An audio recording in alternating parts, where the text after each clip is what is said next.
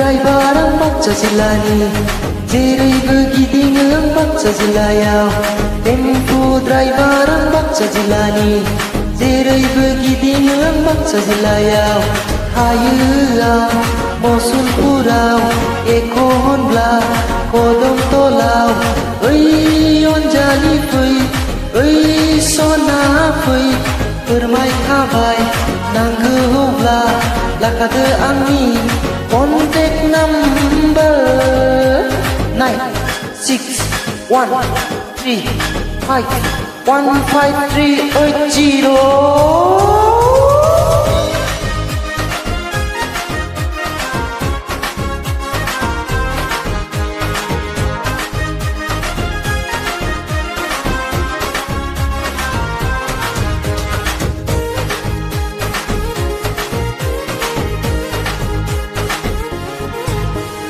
थाङो फैयो नैबे लामाजोंनो सोरखौ मोनगोन सोरखौ मोना पेसेन्जार नागिरनानै आंनि टेम्पु सान्दुंब्लाबो अखाब्लाबो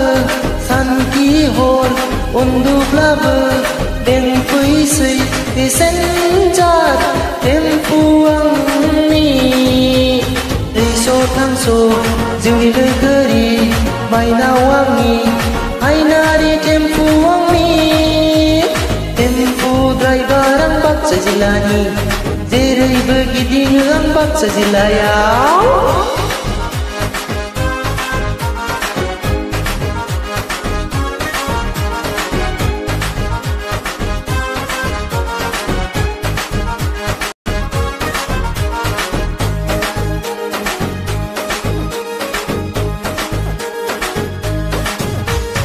आं सासे टेम्पु ड्राइभार गोजोननाय बेनो जिउआव आंनि फै अनजालि फै फोरमायखाबाय सोंनो हागोन फोरमायनो हागोन गोसो गोरबोनि खोथा टेम्पु ड्राइभार बाबो आंहाबो दं गलाब गोरबो अननाय मोजां मोननाय मोदोमफ्रु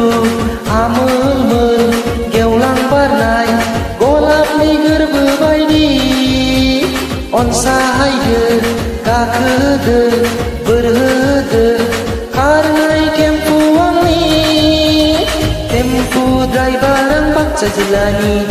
जेरैबो गिदिङो आं Baक्सा जिल्लायाव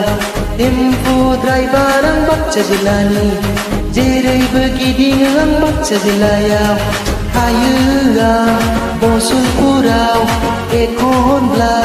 कदमतलाव ओइ अनजालि फै